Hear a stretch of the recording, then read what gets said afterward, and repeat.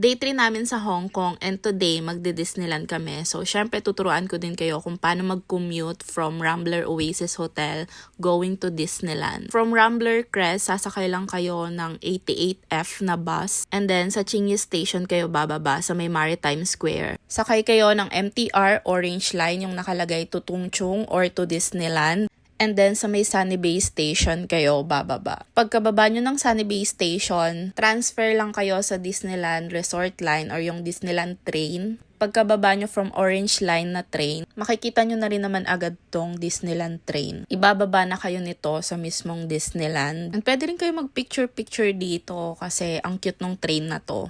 Kaya lang, asahan nyo na ang dami nyong kasabay. Pero if ever na gusto nyo talagang magkaroon ng solo picture, pwede namang pagdating ng Disneyland, wag muna kayo bababa sa train na to. So, hayaan nyo munang bumaba yung mga kasabayan nyo. And then, babalik pa yan ng Sunny Bay. Habang bumabalik yung train na to sa Sunny Bay, for sure, konti lang ang tao. So, makakapag-picture talaga kayo na walang tao sa paligid. And then, from Sunny Bay, pag bumalik ulit siya ng Disneyland, saka kayo bumaba. O, diba? At least may picture kayo dito sa train na to ng kayo lang. So, pagbaba nyo dito sa Disneyland train, sundan nyo lang yung mga tao kasi dun din naman papunta yan sa Disneyland. And pagkatap nyo ng octopus card nyo, palabas ng MTR. So, makikita nyo na agad yung arko ng Disneyland Resort. Yung iba, doon na mismo nagpipicture-picture sa arko na yon, yung pa-entrance. Pero since ang daming ang taong nagpipicture doon, hindi ka na makakapag-picture talaga ng walang tao. So, pinuntahan namin yung isa pang arko na nasa kabilang dulo lang din. So, papakitaan ko na lang kayo ng mapa para mas magets nyo. Medyo malayo lang talaga yung lalakarin. Pero kung okay na sa inyo yung arko sa may entrance, edi doon na kayo mag-picture mismo. Depende na sa trip nyo yan. Basta ito yung trip namin. Walang photo bomber!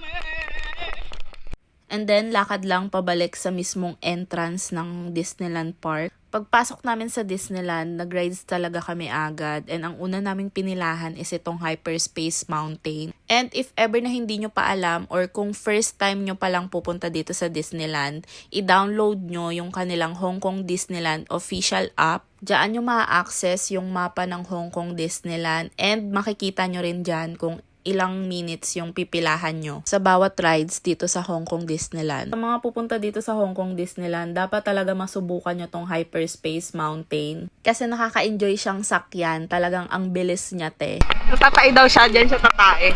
Sa kasi. Next naman na pinilahan namin is itong 3D movie. Ito mag-i-enjoy din yung mga kasama nyong bata if ever na meron kayong kasamang mga chikitings. Kahit nga kami naisip bata lang naman na-enjoy namin tong 3D theater na to.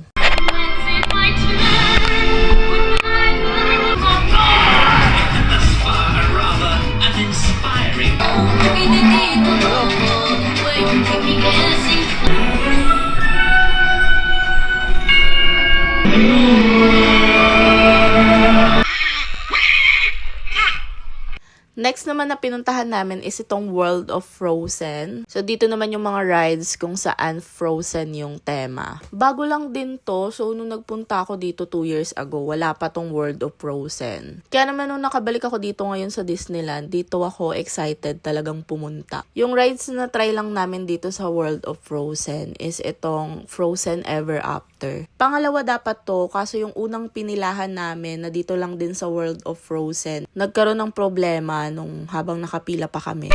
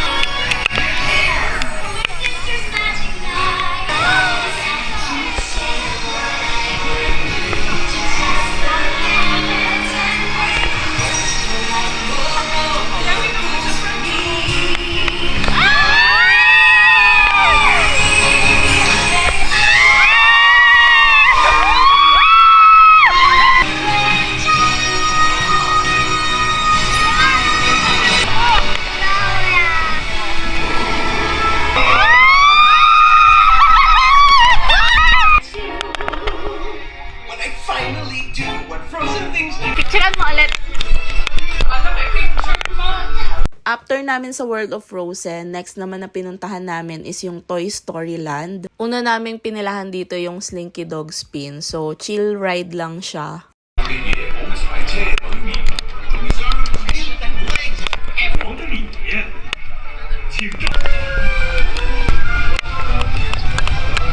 Sige na nga! Next namin pinilahan is itong Toy Soldier Parachute Drop. Napilit niya ako kahit ayoko talagang sumakay dyan kasi feeling ko extreme ride siya. Unang punta ko nga dito, hindi ako napilit ng mga pinsan kong sumakay dyan eh. Pero napilit ako ng kasama ko ngayon.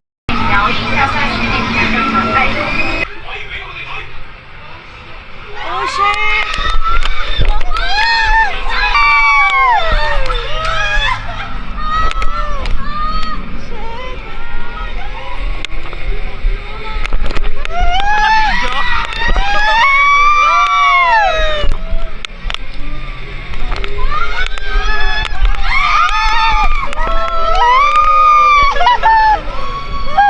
Yung puso ko na iwan sa taas.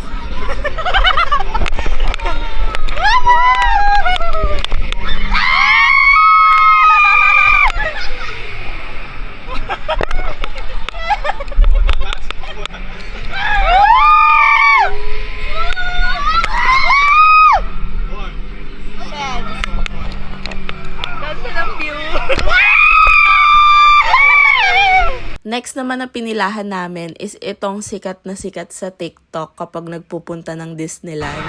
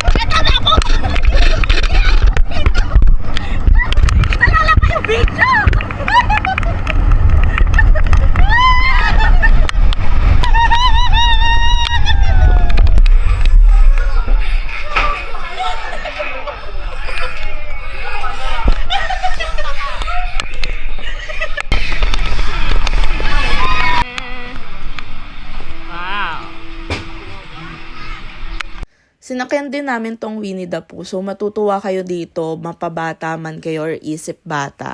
At dahil nga napakainit tong nagpunta kami ng Disneyland, tuwang-tuwa kami sa mga ganitong rides, yung may aircon.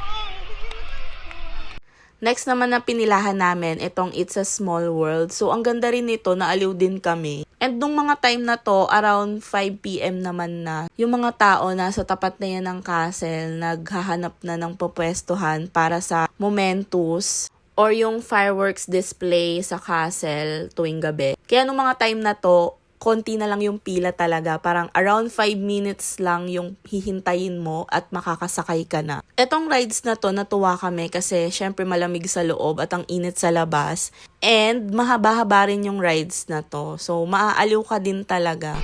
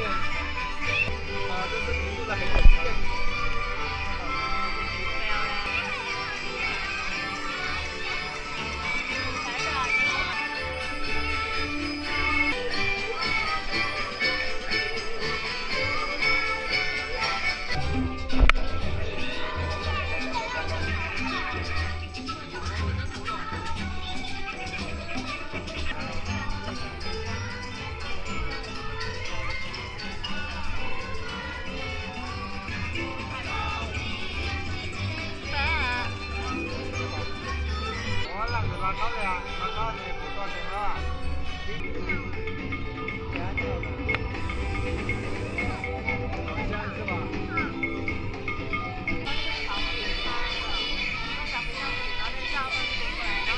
pala nito.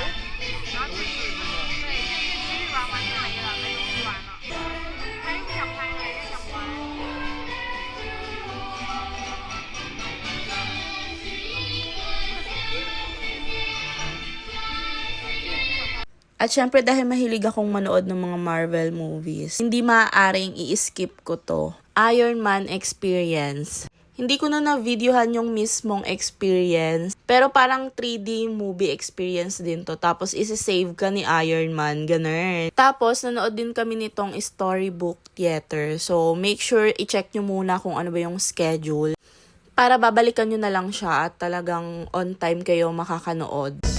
The simple bare necessities. Forget about your worries and your strife. Oh yeah, I'm I wanna see them dancing.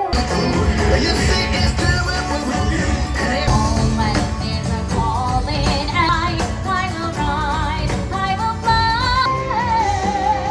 Let the spirit play. Makasakay kami. Ang dami namin na spend today! Yeah, mga hapon. Pagod na yung mga tao. Kami hindi pa.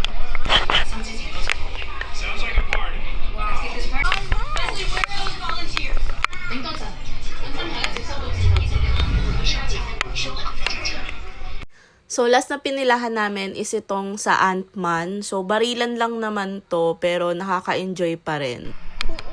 Ayun o! Oo.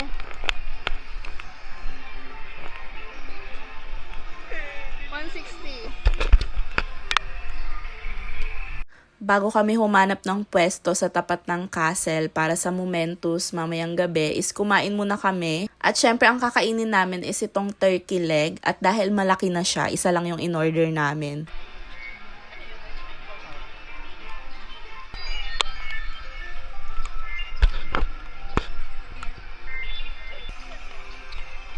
Mga around 6 or magsi 7 PM na ata to. Tapos naghanap na kami ng pupwestuhan namin sa tapat ng castle habang naghihintay kami ng Momentus or yung fireworks display sa gabi. 好快脆，我哋將會為大家隆重呈現夜間城堡匯演迪士尼星夢光影之旅。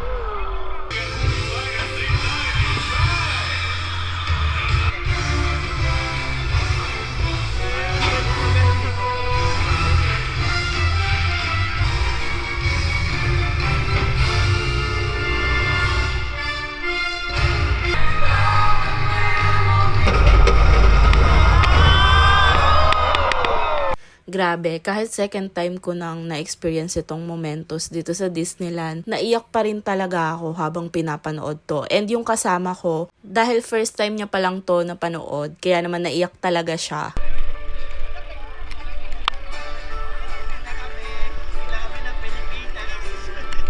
So, after ng Momentos, naghintay muna kami siguro mga 30 to 1 hour kasi nga ang daming tao, syempre magiging kasabayan namin yan pag nag-commute, kaya pinahupa muna namin yung tao. So, from Disneyland, pauwi naman ng Rambler Oasis Hotel. Sasakay lang kayo ng MTR. So, kung saan kayo bumaba kanina, doon lang din kayo sasakay sa Disneyland train. So, sa Sunny Bay Station kayo bababa nun. Pagbaba ng Sunny Bay, sakay lang kayo ng Orange Line na nakalagay to Hong Kong. And then, sa Chinye Station kayo bababa. And then, sa Chinye Station, doon na kayo sasakay ng 88F na bus.